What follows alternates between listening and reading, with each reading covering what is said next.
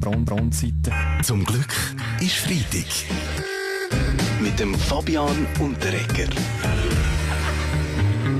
Es ist die Wochenzeitung Weltwoche, die nicht nur Schlagzeilen macht, sondern eben in den Schlagzeilen ist, wegen dem Titelbild von einem Roma-Kind, der eine Pistole in der Hand hat. Ja, guten Morgen Schweiz. Ich möchte an dieser Stelle gerade selber das Wort ergreifen, oder? Bravo! Ich sage Bravo Weltwoche, gut gemacht, gut geschrieben, gut veröffentlicht und vor allem auch gut und hart recherchiert, so gefällt's mir. Ich kenne die Angst schon lange.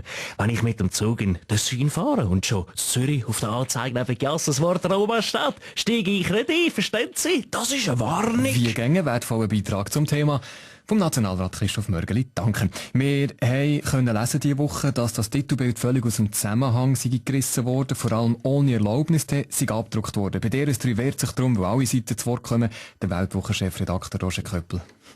Tatsache ist, das Roma-Foto ist der Beweis dafür, dass das kriminelle Roma-Kind den Fotograf gezwungen hat, ein Foto zu schiessen. Sonst hätte es selber geschossen. Wir wollen vor allem auf diese Erpressung aufmerksam machen mit dem Bild. Punkt. Und mit dem Geständnis dürfte es natürlich zu neuen Schlagzeilen kommen. Weit über Politik raus wird ja über das Roma-Titelbild debattiert. Der Fußballnationaltrainer Ottmar Hitzfeld ratet uns, den Ball flach zu behalten. Och, ja, das ist verrückt. Der Roma hat zurzeit wirklich einen ungünstigen Platz. Noch 5. in der Serie A. 6 Spiele vor Schluss. Und darum sollte man in der Presse nicht so über die Roma herziehen. Es bleibt krass bei DRS3 am Morgen 20 Jahre Mundart Hip-Hop. Heute, einen Tag lang hier bei DRS3. Der erfolgreichste Schweizer Rapper, der Blick weiss, ja, das ist ein wichtiger Tag, um den Hip-Hop zu feiern. Ja, guten Morgen, das ist der Blick. Merci mega. Ich habe aber erst im September meinen 20. Geburtstag. Und auch in 20 Jahren werde ich mein Album natürlich für meine Fans zum 30.245. Mal mit fetter Musik neu recorden. Im Kieselstein Handharfen spürst du mir Remix. 20 Jahre Schweizer Mundart Hip-Hop, das stimmt ja eigentlich alles gar nicht. Es ist einer hier im Studio, der protestiert gegen 20 Jahre Schweizer Mundart Hip-Hop, der Pete Weber.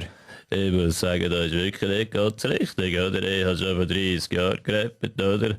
Da bin ich mit dem Rapper noch der Einzige gewesen, oder? Deswegen kann man dem ja nicht ganz sagen, oder? Wenn es da tönt. Son von nothing to do. Come on, baby, I love you. Oder so das eigentlich. Da könnte ich gerade vom Blick sehen. Zum Glück ist Freitag. Mit dem Fabian Unterreger.